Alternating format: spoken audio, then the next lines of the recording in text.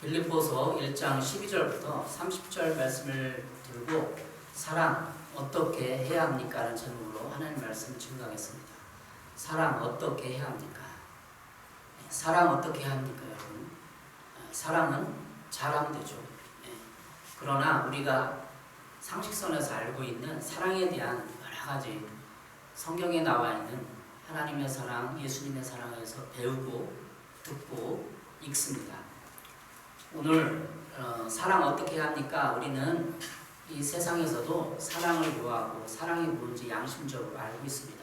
그러나 사랑을 진짜 성경적이고 기독교적인 관점으로 어떻게 해야 하는가를 여러분과 같이 생각을 해보겠습니다.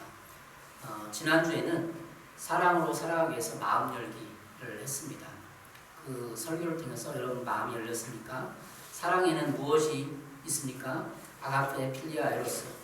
고대 그리스도인들이 사랑을 나눴는데 세 가지로 나눠서 더 많이 분리해보면 네 가지, 다섯 가지가 있지만 그 중에서도 세 가지, 아가페, 무조건적인 사랑, 이것이 신적인 사랑, 예수님의 사랑이라고 말씀드렸습니다.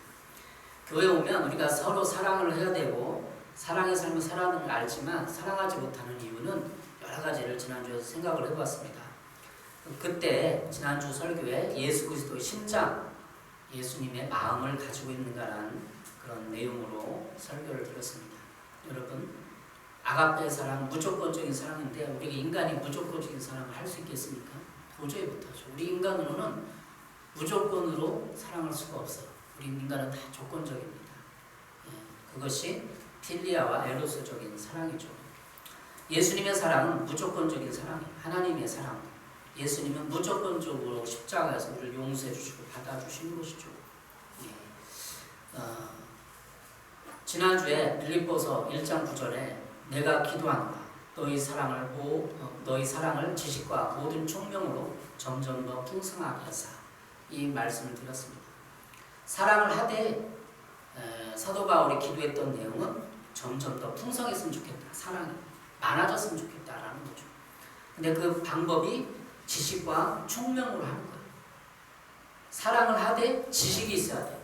하나님의 사랑에 대한 지식이 있고 그래서 총명으로 지혜롭게 해야 되는 거예요. 우둔하게 사랑을 안 돼요. 미련하게 멍청하게 사랑을 하면 안 돼요. 사랑은 항상 지식을 동반하고 총명으로 해야 되는 것이죠. 그래서 그 지식을 지난주에 유교적인 사랑에 대해서 설명을 드렸습니다. 나누었습니다.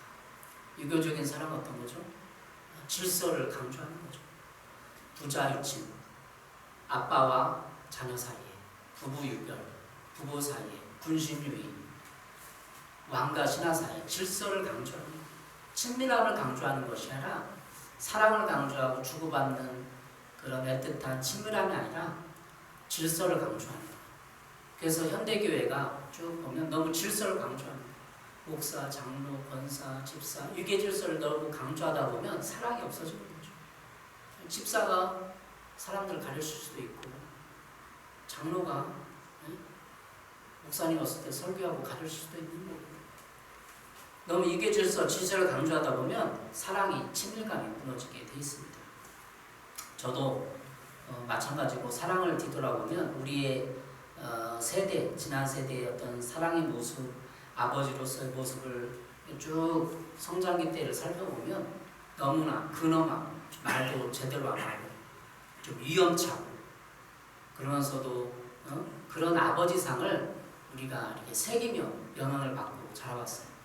그래서 저는 자녀 여행 갈 때 우리 아이에게 좀 친구 같은 아버지를 노력을 해요. 그런데 또 거기는 장점도 있고 단점이 있죠. 친구같이 막 장난치고 즐겁게 대화하고 동등하게 대우를 해주면 막 기어오르려고 해요. 그런 거는 우리가 지양을 해야겠죠. 그렇지만 아버지와 아들 사이에 친밀감이 있어요. 그래야만 그렇게 양육을 받아야만 하나님 아버지에 대해서도 친밀감을 느낄 수 있는 것이죠.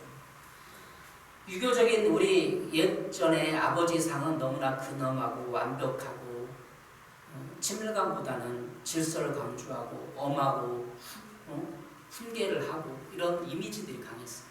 그러나 우리 아버지상은, 하나님 아버지는 엄하고 가르치고 교훈하기도 하고 징계하기도 하지만 친밀해. 우리가 그걸 느껴보시기 바랍니다. 사도 바울이 빌립보서에 강조하는 그 사랑의 지식이 있어야 된다는 하나님의 절체적으로 알아요.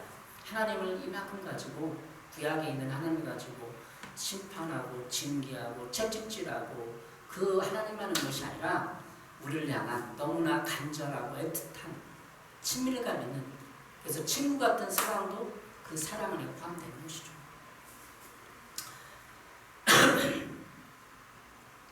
사랑은 어떻게 해야 됩니까? 오늘 본문에 있는 것처럼 사랑에 대해서 구체적인 방법을 찾아보겠습니다. 그 친밀감을 나누기 위해서는 사랑을 알아야 되고 어떻게 해야 하는가를 알아야 됩니다. 친밀감을, 하나님과 친밀감을 나누기 위해서, 우리 주변의 사람들을 사랑하기 위해서는 어떻게 구체적으로 친밀감을 나누고 하는지 알아야 돼요. 그래서 지난주 설교에 요청을 해야 된다고 해서 사랑, 나에게 사랑으로 채워주십시오. 주님, 그 사랑의 마음을 열었어요. 나에게 사랑이 부족하다고. 어떻게 보면 이것은 은사적으로 기름 부음이라고 또 할 수 있어요. 기름 부음을 받아야만 내가 내 안에, 마음에 충만해지고 가득 차서 사랑을 나눌 수 있다. 그리고 지식과 총명이 필요하다고 강조를 했습니다. 오늘 본문을 통해서 오늘은 어떻게 해야 할까? 사랑 어떻게 해야 합니까? 라는 제목으로 은혜를 나누겠습니다. 첫 번째는 어떻게 해야 됩니까? 어떤 상황 가운데서도 사랑을 선택하는 것입니다. 12절부터 19절 가운데 있습니다. 12절, 형제들아 내가 당한 일이 도리어 복음 전파에 진전이 될 줄을 너희가 알기를 원하라. 이러므로 나의 매임이 그리스도 안에서 모든 시기안과 그 밖의 모든 사람이 나타났으니. 13절에 매임이 나옵니다. 이 매임이 뭐죠? 사도 바울은 감옥에 갇혀있는 거죠. 13절을 서변역 성경을 읽어보겠습니다. 곧 내가 감옥에 갇힌 것이 그리스도로 말미암은 것이라는 사실이 온 친위대와 그 밖의 모든 사람에게 알려졌습니다. 사도 바울은 감옥에 갇혀있어요. 이 감옥에 갇혀있는 이유는 복음을 증거한다. 그렇죠? 예수 믿게 한다. 유대인들에게 공격을 받고 로마에 이렇게 정치범으로, 종교적인 어떤 정치범으로 감옥에 갇혀있는 거예요. 빌립보서 상황이 그 상황이에요. 그런데 사도 바울은 이 빌립보에서 기쁨으로 강조하는 거죠. 내가 갇혔다. 매임을 받았다. 이 매임이라는 단어가 감옥에 갇혀있다는 거죠. 형제자매 여러분, 내가 당한 일이 도리어 복음 전파하는데 도움이 된 사실을 여러분이 알아주시기 바랍니다. 12절에 말씀하고 있습니다. 내가 감옥에 있는 것이 오히려 복음 전파에 도움이 된다. 그런 거죠. 전하는 말을 들어보니까 이 사도 바울이 감옥에 갇혀있는 감옥에는 그냥 혼자만 있는 것이 아니라 그 간수 한 명이랑 세고랑을 같이 찾대는 거죠. 그러니까 둘이 화장실로 가야 되고 얘기도 해야 되고 그런 거죠. 늘 물론 24시간 붙어 있겠어요. 잘 때는 하여튼 제가 전하는 말에 하면 아침부터 저녁까지 이렇게 세고랑이 차에 있을 것 같아요.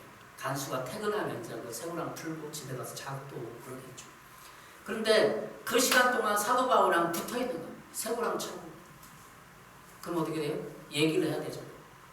뭐 심심한 그냥 가만히 있겠어요. 사도 바울이 내가 이렇게 살아온 나를 얘기하고 내가 어떤 사람인지 얘기하고 나는 예수 그리스도를 만나서 이렇게 변화되었다. 이런 생각을, 사상을 가지고 있다. 복음 증거하는 거예요. 이 간수한테.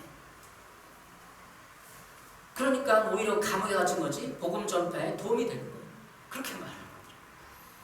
감옥에 갇힌 최악의 상황 아닙니까? 자유와 시간에 구분되어 있고 쓸 수 없는데 오히려 사도 바울은 그를 통해서 복음을 증거하는 게 긍정적으로 생각하고 말하는 거죠. 그러니까 사도 바울이 간수들이 얘기해서 간수들한테 소문을 다 파냈어. 간수 장들한테 또 주변 로마의 사람들에게 야, 사도 바울이 왜 갇혔대? 그 똑똑한 사람이 그 해박하고 똑똑한 사람이 왜 갇혔다는 거야? 예수님을 때문에 갇혔다는 거야. 소문이 퍼져가는 거야. 예수님이 누군데? 아, 이스라엘 십자가에 못 박힌 사람이래. 이렇게 소문이 퍼지고 복음이 전파되는 거죠. 바울이 청한 형편을 살펴보았습니다. 우리가 처한 성편은 어떤 것입니까? 우리는 이 본문을 통해서 어떤 상황 가운데서도 사랑을 선택하는 것을 말하고 있는 거예요. 우리가 원망하고 불편한 것이 아니라 그 상황 가운데 하나님을 드러내고 하나님의 사랑을 깨닫고 사람들에게 그 복음의 사랑을 나눠주는 거죠. 감옥, 이 감옥의 현대인들에게는 어떤 의미입니까? 자의 감옥, 성격의 감옥. 고린도서에 말하는 견고한 진들이라고 생각을 해볼 수 있어요. 현대인들이 다 감옥에 갇혀있지는 않죠. 근데 이 말씀을 우리에게 적용해서 살펴보면 견고한 진이라고 말할 수 있어요. 내 안에 견고한 진. 고린도후서 10장 4절입니다. 싸움에서 쓰는 우리의 무기는 육체의 무기가 아니라 견고한 요새라도 무너뜨리는 하나님의 강한 무기입니다. 우리는 궤변을 무찌르고 하나님을 아는 지식을 가로막는 모든 교만을 쳐부수고 모든 생각을 사로잡아서 그리스도께 복종시킵니다. 고린도후서 10장 4절에서 5절입니다. 견고한 요새도 무너뜨리는 이 견고한 요새를 우리는 감옥에 비유할 수 있어요. 우리가 왜 감옥에 갇혀서 현대인들은 감옥에 갇혔는데 견고한 진, 자기만의 성격, 자기만의 사상, 자기만의 주관에 쫙 가지고 거기서 못 나오는, 주변을 못 보는, 사람들의 영혼을 못 보는 것, 영원한 가치를 못 보는 거죠. 그것이 감옥이에요. 그래서 10장 5절에는 이렇게 말하고 있어요. 하나님을 아는 지식을 가로막는 모든 교만을 쳐부수고, 하나님을 아는 지식을 가로막는 모든 교만하기 때문에 감옥에 갇힌 거죠. 고린도서 10장 5절을 말하고, 여러분 우리가 교만한지 살펴봐야 돼요. 하나님을 아는 지식을 가로막아요. 그래서 우리는 우리의 생각을 사로잡고 그렇게 복종시켜야 돼요. 하나님을 아는 지식이 뭐죠? 지금 가로막는 게 인본주의 가치관. 우리는 신본주의 가치관. 신이, 하나님이 내 주인이시고 아버지시 된다는 그 신본주의 가치관을 갖고 세상을, 사회를 살아가고 있어요. 근데 인본주의 가치관, 인간의 중심이다. 인간이 행복해야 된다. 너는 결혼의 최대 목적은 네 행복이다. 네가 잘 살고 잘 살아야, 그런 것이 다 인본주의 가치관 아니겠어요? 정치에도 마찬가지입니다. 좌우가 있는데 좌우를 선택하지, 내가 잘하면 우를 비판하고 정죄하고 비난해요. 그렇지 않아요? 좌우가 어떻게 보면 견고한 진일 수 있어요. 나는 좌파다, 나는 우파다. 좌우를 떠나서 하나님이 그걸 어떻게 생각하는가? 신본주의 가치관인가? 하나님의 가치관, 사랑과 정의가 공의의 그 정치에, 정책에 포함되는 거야. 이것이 더 중요한 것 아닙니까? 우리는 감옥에 갇혀서 넓게 못 보는 거예요. 진짜 한 영혼에 대한 가치를 못 보는 거죠. 그게 견고한지도 모르고 감옥인지도 모르고. 사도 바울은 그 감옥에 갇혔지만 내 간수 영혼을 보고 많은 사람들이 감옥 밖에 사람들의 영혼을 보면서 영원한 가치를 볼 수 있는 것이죠. 어느 모임에 갔는데 40일간의 사랑 세미나에 갔는데 그 목사님이 이런 강조를 하더라고요. 원수 사랑에 대해서 얘기를 하더라고요. 우리 사회, 한국 사회에 가장 필요한 것은 사랑인데 그중에서 원수 사랑이다. 좌파 우파를 나눠서 왜 싸우느냐. 좌파인 사람 원수도 사랑해야 되는데 좌파라고 우파라고 비난하고 정치한다. 그걸 회개해야 되는 거예요. 우리 기독교인들이 정치적인 측면에서는 좌우를 나누는 것을 나눌 수 있지만 정치적인 성향에 따라 그 원수까지도 사랑해야 돼요. 그 사람도 꼭 기도해줘야 돼요. 주님이 우리에게 사랑을 명하셨고 어떻게 사랑해야 합니까? 질문에는 좌우가 없습니다. 원수를 사랑해야 되는 거죠. 나와 다른 생각 가진 사람들도 사랑하고 포용하고 그들도 대한민국 사람을 인정해야 되는 거죠. 하나님의 가치는 사랑과 정의와 공의입니다. 이것을 정치인들이 그대로 실현하는 것이 좌파 우파가 아니라 사랑 하나님파, 사랑과 정의와 공의를 실현을 시키는 사람이 존경받고 인정받고 정권을 잡아야 되는 것이죠. 우리는 교만을 쳐주시고 사랑할 수 있는가? 교만 때문에 사랑할 수 없어요. 고린도후서 10장 4절에 하나님의 아는 지식을 가로막는 모든 교만을 쳐주시고, 교만을 쳐부셔야 돼요. 그것이 교만이죠. 교만을 쳐부셔야만 사랑할 수 있는 거예요. 교만이 뭐죠? 자기를 높이는 거. 하나님보다 자기를 높이고 다른 사람보다 자기를 높여서 자기 우월주의로 살아가는 거예요. 나는 우월하다라고 말하지 않는 모든 사람들이 자기 잘난 맛에 사는 거지. 그 자기 잘난 맛이 교만이거든. 여러분이 교만을 쳐부시지 않으면, 모든 생각을 사로잡지 않으면 편가르게 하게 돼 있습니다. 나보다 못한 사람, 돈이 없는 사람, 낮은 사람을 보고 우월감을 가지고 구별할 수 있어요. 어떤 상황 가운데서 사랑을 선택해야 돼요. 사도 바울은 감옥에 있는 상황에서도 모든 사람이 영원한 가치를 인정하고 봤습니다. 예, 그리스도 안에 사는 것 15절부터 쭉 말하고 있는데 15절입니다. 어떤 이들은 투기와 분쟁으로, 어떤 이들은 착한 뜻으로 그리스도를 전파하니 교회 내 복음 전파자를 말하는 거죠. 15절에는 빌립보 교인들에게 하는 편지에서 어떤 사람은 예수님의 투기와 분쟁으로 복음을 전하고 착한 뜻으로 복음을 전한다고 말하고 있는 거예요. 착한 뜻은 뭐죠? 사랑이에요. 사랑. 투기와 분쟁은 교만이죠. 왜 교만한 거다? 자기가 더 복음 전파를 열심히 한다. 많이 열매를 맺고 있다. 말하고 싶은 거죠. 17절입니다. 그들은 나의 매임에 괴로움을 더하게 할 줄로 생각하여 순수하지 못하게 다툼으로 그리스도를 전파합니다. 그 당시에 빌립보 교인들 중에 다툼으로 시기심으로 복음을 전파하는 사람들이 있었어요. 다투는 마음으로 순수하지 못한 동기에서 그리스도를 전파한다고 사도 바울이 말하고 있는 거죠. 그러나 전파되는 것은 그리스도입니다. 18절에 그러면 무엇이냐? 거칠애로 하나 참으로 하나 무슨 방도로 하든지 전파되는 것은 그리스도니 이로써 나는 기뻐하고 또한 기뻐하리라.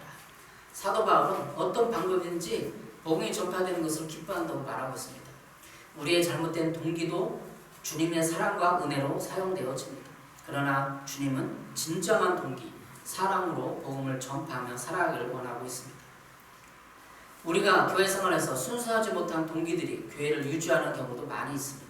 그러나 좀 더 성숙한 동기, 좀 더 하나님이 우리에게 필요한 동기, 사랑의 동기로 교회를 세우며 살아가기를 원하고 있습니다. 어떤 사람은 교회를 찾을 때 장사하는 것처럼 이익을 위해서 찾아오는 경우도 있어요. 그러나 그가 변화되면 예수님을 믿게 되고 변화될 수 있죠. 그러나 우리가 예수 믿는 사람들이 순수하지 못한 동기로 교회를 찾아온다면 어떻게 되겠습니까? 바울이 이런 상황, 정치적, 종교적인 이유로 감옥에 갇혀 있는 상황 가운데 우리는 이 사도 바울의 삶을 봅니다. 사도 바울의 이러한 복음에 대한 핵심적인 내용 18절입니다. 18절 그러면 무엇이냐? 거칠어 하나 참으로 하나 무슨 방도로 하든지 전파된 그리스도니 이로써 나는 기뻐하고 또한 기뻐하리라. 사도 바울은 교회 다니는 사람들이 순수하지 못한 동기로 복음을 증거했다 할지라도 그 열매가 나타나면 기뻐할 수 있다. 그러나 16절에 말하는 것처럼 사랑으로 해야 된다는 거죠. 사랑. 그 사랑이 하나님을 사랑하고 이웃을 사랑하는 사랑의 동기로 복음을 증거해야 된다는 것이죠.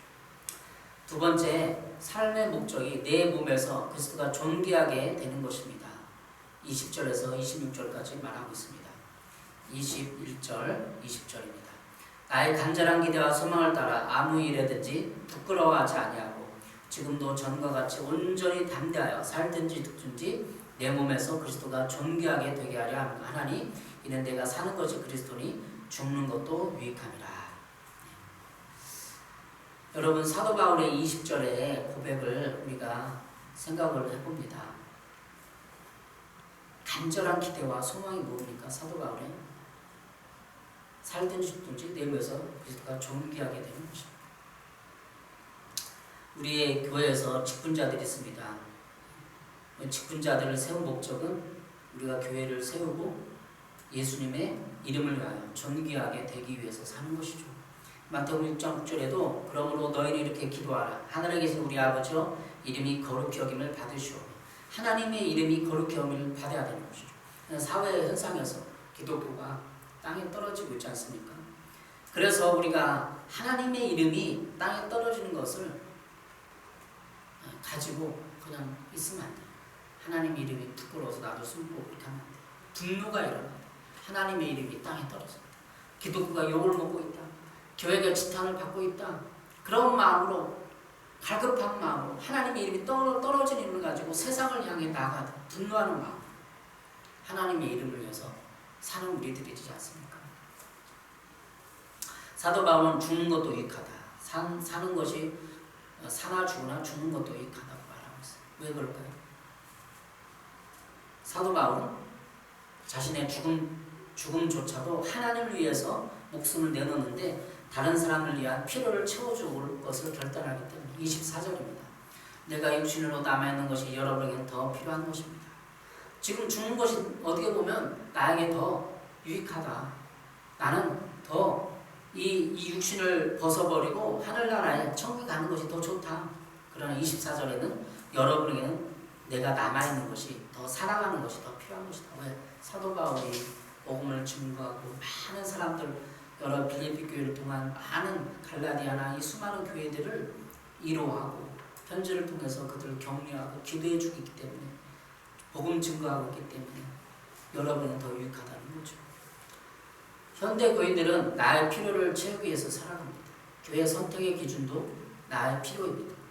그러나 보다 성숙한 그리스도인들은 교회 선택에 있어서도 하나님의 필요를 보고 생각합니다.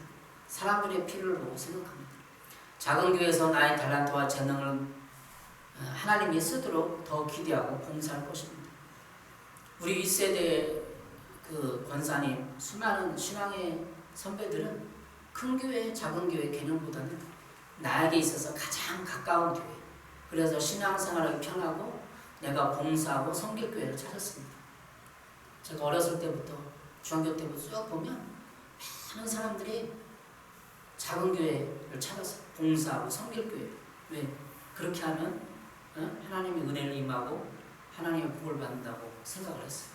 그러나 요즘은 이런 좋은 전통이 많이 변한 것 같습니다. 사도 바울이 교인들을 향한 사랑이 있어서 그들이 필요를 채우기 위해서 이 땅에 살아가고 있는 이유를 발견합니다. 왜 사도 바울이 지금 내가 더 살아가고 있는가? 여러분의 교인들의 필요를 채우기 위해서, 필요를 알아주기 위해서 살아가고 있다고 얘기하는 거예요. 우리도 내 몸을 위한 삶이 아닌 그리스도를 위한 삶, 내 주변의 사람들의 필요를 위한 삶, 그래서 교회를 섬기고 교인들의 필요들을 채워주기 위한 삶이 더더욱 필요할 때입니다. 그럼 우리는 생각합니다. 우리는 다른 사람의 필요를 위해서 채워주고 나는 뭔가 그렇게 생각할 수 있어요. 근데 예전에 제가 청년 때 들은 목사님 예화가 떠올라요. 그 목사님은 이렇게 설명을 했어요. 큰 항아리가 있는데 큰 항아리에 이만한 큰 항아리에 많은 걸 넣을 수 있다.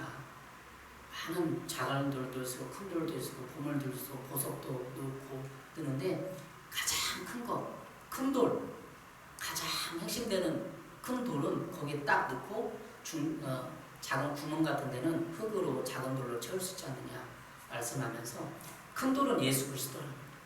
예수 그리스도의 사랑 때문에 가장 큰 돌이 항아리에 있어야 되고 주변의 작은 돌은 자기의 필요라는 거죠. 여러분, 오늘 성경 본문의 사도 바울처럼 우리가 살아야 되는 거예요. 그러나 사도 바울이 모든 사람의 필요를 채우기 위해서 자신을 헌신하고 희생했어요. 그 사람을 할 수 있느냐? 해야 된다고 말하는데 우리의 필요는 무엇이냐? 우리의 먹고 사는 거, 우리의 안정감, 우리의 필요, 우리의 안락은 뭐냐? 예수 그리스도를 그 항아리에 가장 중심에 모시고 작은 돌, 작은 보석을 넣듯이 우리의 필요도 채워진다는 거예요. 다른 사람의 필요를 위해 살아가면 나의 필요는 나는 그냥 굶어 죽으라는 거냐? 질문할 수 있어요. 우리가 그 사랑을 위해서 뛰어들면 분명히 하나님은 감동하고 주윗사람을 감동해서 우리의 필요를 채워주시고 우리의 경제적인 거, 우리 안정인 걸 보장하시고 사랑은 거기에 있는 거예요.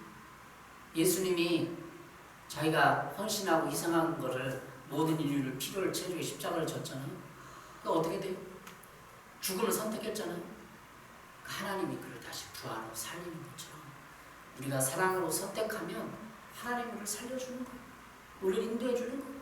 우리를 채워주는 거예요. 이게 기독교입니다. 나만 죽으라는 거냐? 그렇게 반문할 수 있어요. 저는 신앙생활을 하면서 신앙 과정마다 나만 죽으라는 거예요. 열심히 1년 2년 봉사하고 헌신하고 눈물 부어서 섬긴 나를 교회에서 이렇게 담임 목사님이 살짝 이렇게 제거하려고 해고하려고 그때 막 분노가 치밀어요. 그때 결단했어요. 순종하기로. 나중에 지나고 나니까 나를 희생하고 내 자존심과 내 이걸 인정받지 못해도 하나님 앞에 다 쌓여있는 것입니다. 여러분이 교회에서 입지가 여러분의 충성과 헌신이 인정되지 않는다고 해도 하나님은 다 보고 여러분의 필요를 채우고 그것을 사랑으로 감싸주는 거죠.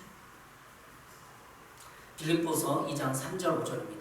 아무 일에든 다툼이나 허용을 하지 말고 오직 겸손한 마음으로 각각 자기보다 남을 낫게 여기고 각각 자기를 돌볼 뿐더러 또한 각각 다른 사람들의 일을 돌봐 나의 기쁨을 충만하게 하라. 각각 다른 사람들의 일을 돌봐 나의 기쁨을 충만하게. 다른 사람 일을 돌보다 보면 자기는 뭐야? 이것이 꼭 우리에게 마귀가 속삭이는 그런 유혹들이에요. 마귀가 우리를 향해서 하는 짓이에요. 너를 사랑하고 시간을 투자하고 남을 돌보면 너는 뭐냐? 너는 인정도 못 받고, 너는 사람들 따돌림을 당하고, 봐라 왜 그렇게 사랑을 하냐? 희생하지 않아도 된다. 네만 이게 마귀의 속삭임이에요. 성경 빌립보서에 말하는 사도 바울의 행적을 보십시오. 사도 바울은 감옥에 갇혀서 모든 사람들에게 시간과 모든 물질을 투자하고 그 인생을 희생했어요. 매를 맞고 복음을 증거하고 그 인생을 투자했어요. 그럼에도 불구하고 사도 바울이 빌립보서 1장에 말하는 줄든지 삭든지 죽든지 살든지 내면서 그리스도가 존귀하게 한다는 이 말의 뜻을 우리는 이해할 수 있습니다. 그건 사랑 때문에 하나님을 사랑하니까 그렇게 살 수 있는 것이죠. 그래서 우리는 기도해야 됩니다. 40일간의 사랑, 이 기도를 여러분과 같이 드리겠습니다. 하나님 아버지, 저는 다른 사람을 나 자신보다 우선하는 것이 내게 자연스러운 것이 아님을 인정합니다. 사실 주님의 도움이 없이는 불가능합니다. 그건 불가능해요. 그러나 그것이 언제나 저를 위한 주님의 뜻임을 믿습니다. 그러므로 주님의 영광을 위해 제 안에 그리고 저를 통한 다른 사람을 우선시하도록 역사해 주시기를 구합니다. 저는 이 그리스도를 본받는 사랑에 감사드립니다. 주님을 통하여 영향을 주시려고 선택하신 영혼들을 기대합니다. 예수님의 이름으로 기도합니다. 아멘. 이렇게 기도를 같이 따라하면 여러분이 마음이 열리고 다른 사람을 무조건적으로 피를 채워줄 수 있는 마음이 여유가 생기는 거죠. 세 번째, 어떻게 사랑할 수 있겠습니까? 어떻게 사랑해야 됩니까? 그리스도의 복음에 합당하게 생활해야 하는 것이죠. 27절부터 30절입니다. 그리스도의 복음에 합당하게 생활하라. 27절, 오직 너희는 그리스도의 복음에 합당하게 생활하라. 이는 내가 너에게 가보나 떠나 있으나 너희가 한 마음으로 서서 한 뜻으로 복음의 신앙을 위하여 협력하는 것과 너희가 한 마음으로 서서 한 뜻으로 복음의 신앙을 위하여 협력하는 것. 이것이 힘을 합하여 힘써 싸우는 것. 신앙의 자세. 복음하게 합당하게 생활하는 것은 한 마음으로, 우리 교회에서 한 마음으로 한 뜻으로 뭉쳐서 싸우라는 거죠. 복음에 어떻게 그리스도 복음에 합당히 생활할까? 구체적으로 막 설명하고 논증하고 그럴 필요가 없을 것 같아요. 우리 양심에 그냥 아는 거죠. 이 상황 가운데 어떤 것이 합당한가, 복음에 합당하게 살아가는 것인가. 이 상황에서 하나님이 뭐라고 하실까? 이 양심이 우리가 소리치는 거죠. 그냥 알 수 있어요. 하나가 되어서 자기 주장하지 않고. 28절입니다. 28절, 무슨 일이든지 대적하는 자들 때문에 두려워하지 아니하는 일을 듣고자 하니라. 이것이 그들에게는 멸망의 증거요 너에게는 구원의 증거니 이는 하나님께서 나는 것이라. 대적하는 자들 때문에 두려워하지 않아야 돼요. 두려워하니까 우리 여러 가지 경제적인 거나 사람의 이런 거나 환경이라는 걸 두려워하는 거죠. 네, 대적하는 자들 때문에 두려워하지 마세요. 이 빌립보서 당시에 사도 바울에게 복음 증거하는 일이 있어서 대적하는 자가 많았잖아요. 유대인들도 또 로마의 어떤 이런 사람들도 대적했어요. 조롱하기도 하고. 사도 바울은 두려워하지 말라고 말하는 거죠. 하나님께로 났기 때문에. 이 복음이 하나님께 났기 때문에 두려워하지 말라.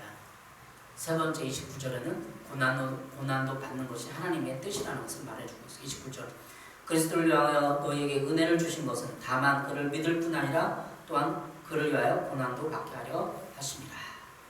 우리가 신앙생활 할 때 우리가 고난이 와 어떤 환경 가운데서도 그 환경을 직면해서 싸울 용기가 없을 수도 있어요. 두려워하고 고난이 옵니다. 그러나 주님을 사랑합니다. 주님이 나를 사랑했듯이 주님을 사랑합니다. 고백을 하고 사랑으로 채워주시기를 요청을 하고 인격이 뭐예요? 내가 요청을 합니다. 주님 내가 사랑을 하고 싶어요. 사랑으로 채워주세요. 이렇게 해야 하나님이 인격적인 하나님 우리에게 사랑을 채워주는 것이고 고난과 환난 가운데 당할지라도 그 고난을 우리가 이길 수 있는 힘이 있는 거죠. 29절 세배나 성경을 보겠습니다. 여러분이 그리스도를 믿을 뿐만 아니라 그를 위하여 고난도 받는 것은 그리스도를 위하여 여러분이 받는 특권입니다. 사도 바울이 이렇게 해석을 합니다. 그리스도를 위해서 여러분이 받는 특권이 뭐가? 고난. 사도 바울 상황 가운데 감옥에 갇히고 예수 믿는 사람들을 구리하고 잡아 죽이고 환난을 당하는 이 모든 상황 가운데 고난이 특권이라고 말하고 있는 거죠. 그것은 사랑의 눈으로 신앙을 해석하기 때문에 사랑의 눈으로 환경을 바라보기 때문에 하나님의 사랑을 하기 때문에 우리가 우리 신앙을 되돌아보겠습니다. 우리 신앙이 일주일에 한 번 와갖고 이렇게 그냥 예배드리고 헌금하고 그런 것이 천국 가기엔 투자입니까? 투자라고 생각하면 두려운 거예요. 불안한 거예요. 왜? 투자감을 못 회수할까? 신앙생활에 투자하는 거예요. 어떤 단체 갖고 내 이름을 내고 명함을 내밀고 그들과 교제하고 사회적 친분을 쌓고 뭔가 내가 유익을 얻기 위해서 신앙생활을 하는 겁니까? 투자 아닙니까? 투자라고 생각하면 두려운 거죠. 고난을 박차고 도망가는 거죠. 그러나 사랑의 이유로 하나님을 사랑하고 이웃을 사랑하고 그 사랑의 이유로 살아갈 때 고난이 와도 받아들이는 거죠.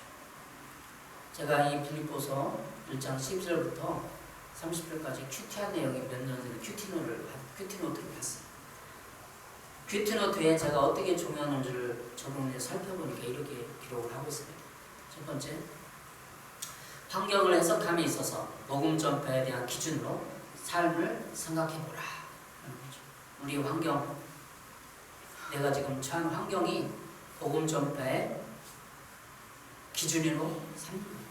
사도 바울이 마치 그랬잖아요. 감옥에 있으면서도 그가 이 감옥에 있는 상황을 받아들이고 수용하고 기뻐하고 그렇지 않습니까? 우리 환경이 복음 전파에 지금 복음 전파의 최상의 환경이라고 생각을 합니다. 두 번째, 복음을 전하는 삶을 살 때 불순물이 끼지 않도록 주의하는 거죠. 우리의 모든 삶이 복음 전파, 직접 전도지를 들고 이웃에게 사랑을 나눠주고 복음 전파의 수단이 되는 거죠. 그러나 내 인생을 통하여 불순물이 끼지 않도록 해야 돼요. 제 인생을 보고 제가 신학의 길을 가고 목회자의 길을 가면서 주위 사람, 특별히 가족들에게 어떤 삶을 살고 있는지 보여주고 있죠. 그들이 나를 조롱을 할까? 이해 못하고 왜 저렇게 살까? 개체피하면 힘들게 사는구나 이렇게 생각을 하겠죠. 그러나 제 인생을 통하여서 내 복음 전하는 삶, 전체 삶을 통해서 그들이 나에게 감동받으면 돼요. 저렇게 힘든 상황 가운데서도 하나님께 영혼 돌리고 원망하지 않고 불평하지 않고 기쁨으로 사랑으로 살아가는 거예요. 이게 복음 전파예요. 우리 가족들에게. 가족들을 구원하기 가장 힘들다고 하잖아요. 힘들게 살아가면서도 감사, 기뻐하고 여유가 있는. 그러면 가족들이 저 사람에게 뭔가 있나 보다. 예수 믿는 사람. 힘든 작은 교회 하면서도 기뻐하고 감사하면서 가는구나. 그걸 통해서 우리 가족들이 감동하고 하는 거죠. 우리 형님 누나들이 많이 있어요. 근데 생각을 해요. 어떻게 복음 전파를 할까? 그것이 가장 첫 번째 되는 복음 전파 수단이 아닐까 생각을 합니다. 저 인생을 보면서 저 종만이가 저렇게 힘든 상황 가운데 기뻐하면서 받아들이고 그리고 삶을 성공적으로 살아가는구나. 그런 복음 전파가 될 거라고 생각이 들어요. 세 번째, 내 환경을 복음을 위한 모든 것으로 받아들이라는 거죠. 환경. 네 번째, 나의 간절한 기도와 소망이 무엇입니까? 사도 바울의 간절한 기도와 소망을 오늘 말하고 있지 않습니까? 나의 간절한 기대와 소망은 뭐예요? 예수님이 존귀케 되고 내 인생을 통하여서 교회가 욕먹고 있지만 그 교회가 다시 힘을 얻고 사람들이 사랑의 삶을 살면 말미암아 예수님이 존귀하게 되는 것이죠. 교회가 존귀하게 되어야 됩니다. 내 삶을 통해 주위 사람들이 탄성을 지를 수 있도록 내가 사랑의 삶을 선택해야 되는 것입니다. 디모데전서 6장 18절 19절입니다. 또 선한 일을 하고 좋은 일을 많이 하고 아낌없이 베풀고 즐겨 나누어 주라고 하십시오. 그렇게 하여 앞날을 위하여 든든한 기초를 스스로 쌓아서 참된 생명을 얻으라고 하십시오. 선한 일을 하고 좋은 일을 많이 하고 아낌없이 베풀고 즐겨 나누어 주라고. 우리 그리스도인들이 이렇게 살아가고 있습니까? 제가 이렇게 살아가고 있는지를 생각해보면 즐겨 나누어 주고 아낌없이 베풀고 좋은 일을 많이 하고 선한 일을 하고 디모전서 6장 18절에 말하고 있어요. 교회 단체가 선한 일을 많이 사모해요. 그래야 교회 일을 하는구나 존경하고 이해하는 거죠.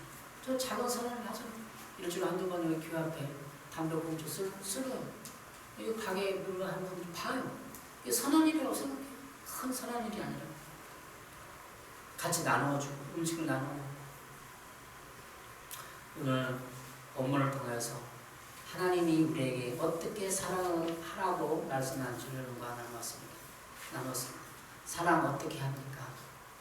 예수 그리스도의 심장을 가지고 사도 바울처럼 빌립보서 1장 8절에 말한 것처럼 내가 예수 그리스도의 심장으로 너희 무리를 얼마나 사모하는지 하나님 내지니 그리스도의 심장을 가지고 가야 돼요. 심장이 없으니까 사랑해 주님 나를 채워주십시오. 주님의 사랑으로 나를 채워주시기를 간구합니다. 인격적으로 간구하고 고백하십시오. 그리고 예수 그리스도의 심장으로 사랑을 선택하십시오. 어떤 환난이나 상황 가운데서도 사랑을 선택해야 합니다. 감옥에 있는 상황 가운데서도 사도 바울은 사랑을 선택했습니다. 여러분의 견고한 진을 무너뜨리고 성격을 무너뜨리고 사랑을 선택하십시오. 저도 사랑의 말을 들어 좀 싹싹하게 해라. 주위에서 좀 싹싹하게 하고 좀 반가워도 하고 솔직히 반가워하는데 제가 어렸을 때 길들여진 서도에 말씀드렸지만 유교적인 삶 좀 근엄하고 담담하고 그게 배어있는 거예요. 선비의식이 삶에 배어있는 거죠. 그러나 누구를 만나든지 싹싹하고 손을 먼저 내밀고 반가워하고 기뻐하고 인간관계의 사랑이구나. 반가워하고 기뻐하고 베풀고 식사 대접하고 그런 사랑의 실천부터 여러분의 있기를 바랍니다. 저도 그런 이미지, 사랑의 이미지, 싹싹한 이미지, 근엄하고 말도 안 하고 그런 유교적인 이미지가 아니라 좀 싹싹한 이미지로 여러분을 섬기기를 바랍니다. 기도하겠습니다. 사랑의 주님, 어떻게 해야 합니까? 사랑의 사람이 되기 위해서 어떻게 해야 됩니까를 사도 바울에서 찾아보았습니다. 사도 바울은 교인들을 향하여서 사모한다고 외치고 그 죽든지 살든지 사람들의 교인들의 피를 채워주려고 노력했던 사람, 그 사도 바울을 본받게 합니다. 우리 주변의 사람들의 필요를 보고 채워주려고 합니다. 그래야 믿음의 증거가 있게 하시고 우리를 통해서 복음에 합당하게 생활할 수 있도록 지혜를 덧입혀 주시옵소서. 그래야 우리가 사랑의 사람으로 세워지게 하여 주시옵소서. 예수님의 이름으로 기도했습니다. 아멘.